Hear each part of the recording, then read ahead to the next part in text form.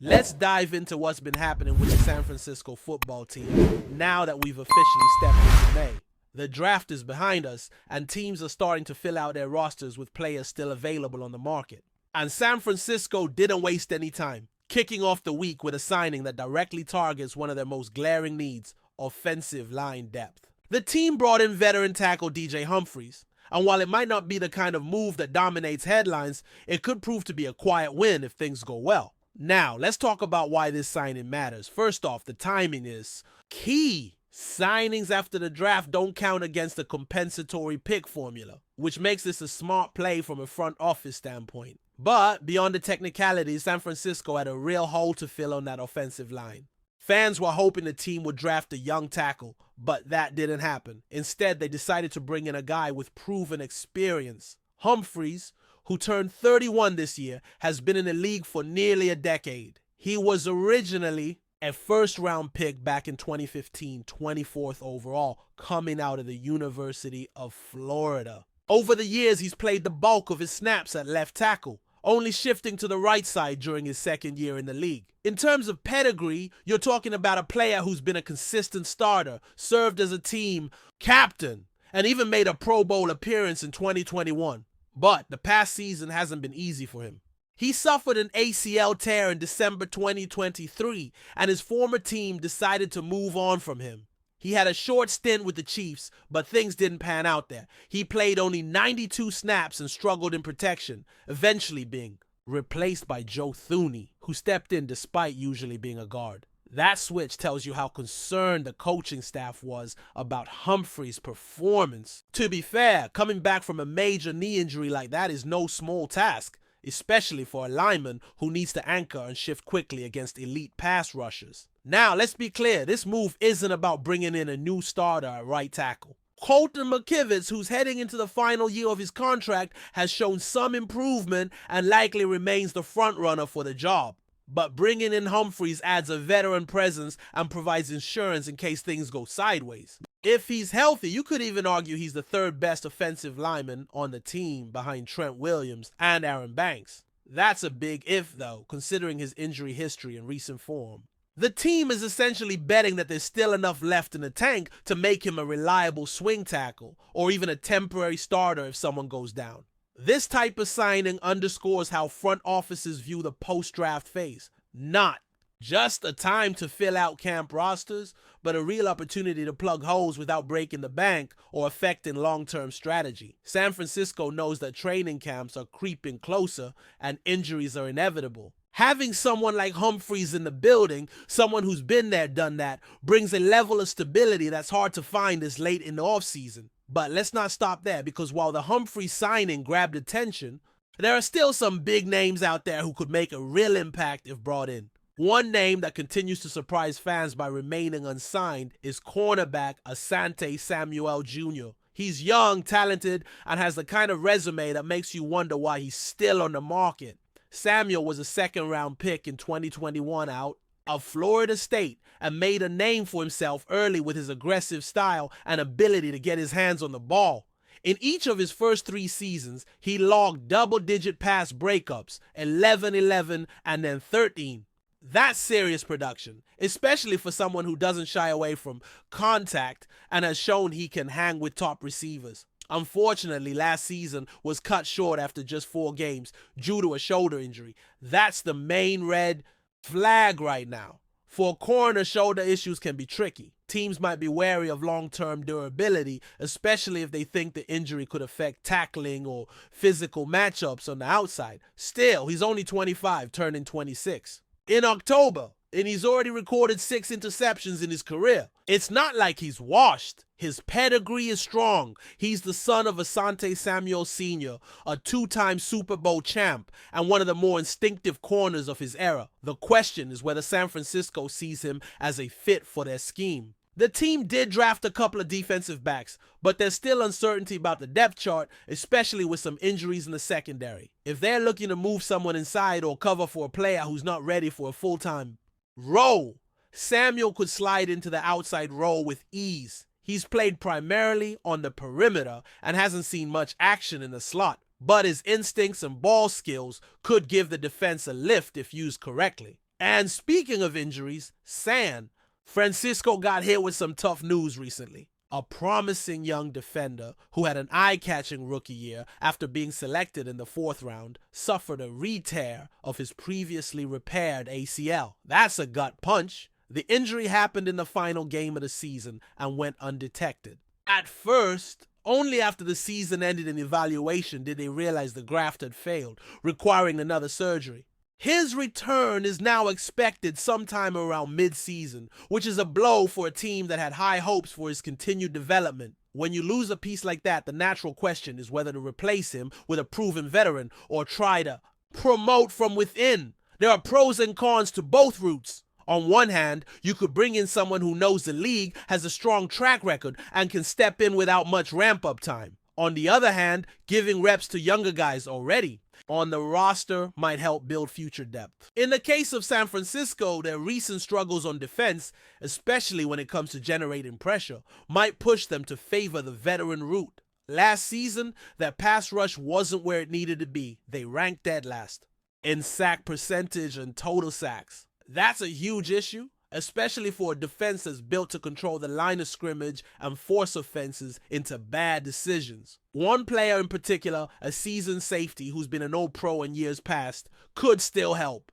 He didn't have a standout season last year, but still managed to contribute with pass breakups and a couple of takeaways. He also dealt with a new defensive coordinator and an entirely different scheme, which could explain the dip in production. The team cut ties with that coordinator after just one season, so a system reset might help get more out of their secondary. Meanwhile, there's another name floating around as a potential addition to the front seven, a veteran edge rusher who spent time with 2 different teams last season, is still unsigned despite putting up decent sack numbers. 9 in total, with 5.5 coming in 2023 alone. He may not be in his prime anymore, but he's a smart, physical player who knows how to win matchups, especially in sub-packages. He could be a situational asset as a rotational pass rusher. And let's not forget, this team still needs depth at both edge and interior defensive line, particularly with one key player still in free agency and another recovering from surgery. So, when we look at what's left in free agency, there are still some viable pieces that can step in and play important roles. Guys like Dalton Risner, for instance. Risner was a 2nd-round pick by the Broncos a few years ago, and most recently, played for the Vikings. He's versatile, durable, and while he might not be a starting caliber guard on most rosters anymore, he offers quality depth. Last season, he allowed just 1 sack and 2 quarterback hits in over 600 snaps. He also didn't commit a single penalty, which is impressive. His pass blocking grade from PFF was solid, though his run blocking left something to be desired. Another intriguing option is Brandon Scherf. He's been to multiple Pro Bowls and has logged over 1,000 snaps in recent seasons. While his best years might be behind him, he's still a reliable interior lineman who can help shore up weaknesses. His pass blocking last year was solid, and he didn't give up a single sack. At 32, he's got the experience and leadership that could benefit a younger line room. Then there's Jedrick Wills, a former 1st-round pick out of Alabama, who's had a rough go with injuries and consistency, but sometimes a change of scenery is all it takes. If you can sign him as a project player or a backup with upside, it might pay off. Bottom line, the 49ers know they can't head into the summer with holes across the offensive and defensive lines, especially not when you're paying your quarterback north of $50 million. Depth matters, and the time to address it is now, not when someone goes down midseason. The market still has value. You just have to know where to look. Beyond the offensive and defensive lines, there are still other areas San Francisco might want to shore up before the start of training camp. One of them is the defensive backfield, especially the slot corner role. There's a player who's bounced around the league, never quite becoming a star, but showing flashes of reliability and physicality. He's a guy best used in the slot, not someone with elite speed or range, but he's tough, a solid tackler, and knows how to support the run. His frame is almost like a safety, and while coverage hasn't always been his strongest suit, he brings a different edge to the secondary. Over the last few seasons, he's racked up a notable number of pass breakups and has been involved in a handful of turnovers. He tends to get targeted a lot, which isn't ideal, but he's also managed to limit damage in certain scenarios with well-timed hits and awareness in zone schemes. His past stint with a high-profile team gave him some playoff exposure, and while he wasn't a lockdown corner by any means, he proved he could be part of a rotation that holds its own. If San Francisco is looking to be creative with its sub-packages, this is the kind of player who could step in and contribute on passing downs, especially in nickel formations. In a season where the team has multiple questions to answer on defense, bringing in players who can adapt to different roles becomes even more important. That's especially true considering the shift in defensive coordination. Last year's unit struggled not just in execution, but in identity. Changing schemes can throw even experienced veterans off, and younger players often take time to adjust. For San Francisco to get back to being a top 5 defense, they need to find the right mix of youth and experience. Guys who understand leverage, can diagnose plays quickly, and minimize explosive gains. One of the biggest concerns right now is the interior defensive line. While there's been a strong core in place, free agency has left a few gaps. There's still uncertainty around a few players' statuses, including one rotational lineman who's yet to be re-signed. Add that to the injury recovery timelines, and it becomes clear why pass rush depth remains a concern. That's why veterans like the previously mentioned edge rusher, despite being in the twilight of their careers, are still on the radar. When you got a playoff contending team, even 10 to 15 quality snaps a game from a rotational defender can be a difference maker, especially late in the season. Offensively, if San Francisco wants to go even deeper, there are still names on the market who could bolster protection. Jedrick Wills, for example, was once seen as a can't-miss tackle prospect coming out of Alabama. Things didn't pan out as hoped in his first stop, but that doesn't mean his career is done. Injuries and inconsistency have clearly played a role, but in the right environment, with coaching stability and a clearer role, he could flourish as a high upside backup. The physical tools haven't disappeared, and sometimes that's all it takes for a reclamation project to work. Then, you've got names like Israel Gutierrez, Austin Pleasants, and Isaac Alarcon. These are players who won't command attention but could still earn a role with strong preseason performances. Pleasants in particular showed some promise last year, stepping in when injuries piled up. For a team investing so heavily in its quarterback, protecting that investment with a deeper, more adaptable offensive line has to be a top priority. Ultimately, these aren't flashy moves. You're not going to see fans lining up to buy jerseys for backup linemen or rotational pass rushers. But these are the signings that win games in December and January. They help keep starters fresh, provide contingency plans when injuries hit, and maintain the physical edge a team like San Francisco prides itself on. With training camp only a few months away and roster spots still open, don't be surprised if the front office makes a few more quiet moves with long-term impact. But before we dive in, don't forget to subscribe to 49ers Zone and hit the like button on this video.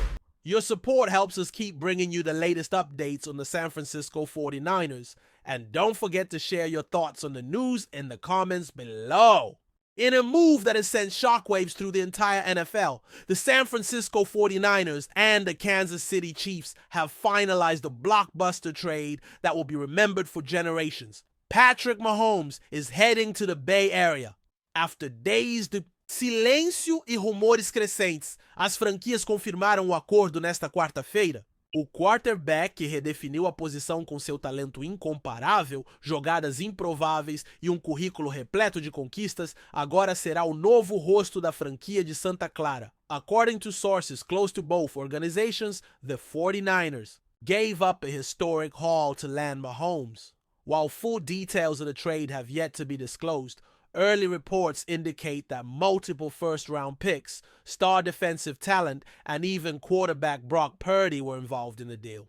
The Chiefs, who had already begun restructuring their roster during the offseason, now embark on a new era, one that no longer includes the man who led them to 3 Super Bowl appearances and 2 titles. For San Francisco, the move represents an aggressive and clear declaration. The time to win is now. After falling just short in Super Bowl LV8, ironically to Mahomes and the Chiefs, the 49ers decided that incremental improvement was not enough. They went for the league's most dynamic player, a a generational quarterback whose ability to create magic out of chaos has tormented defenses for the past 6 seasons. Fans across the league are still processing the magnitude of the trade. While some question the long-term cost of such a bold move, most agree that this is the type of decision that can define a franchise for the next decade. With Mahomes under center, Kyle Shanahan's offense will reach new heights, combining innovative play calling with the most gifted quarterback in the game. As for the Chiefs, the future is uncertain. While they remain well coached under Andy Reid and still have weapons like Travis Kelce, whose own future may now be in question, the departure of Mahomes signals the end of an era. Kansas City will now look to build a new identity and find its next leader. That's it for this update. If you enjoyed the video and want to keep receiving exclusive news about the San Francisco 49ers, make sure to subscribe to 49ers Zone and give this video a like. We always look forward to hearing your comments and opinions. See you in the next video.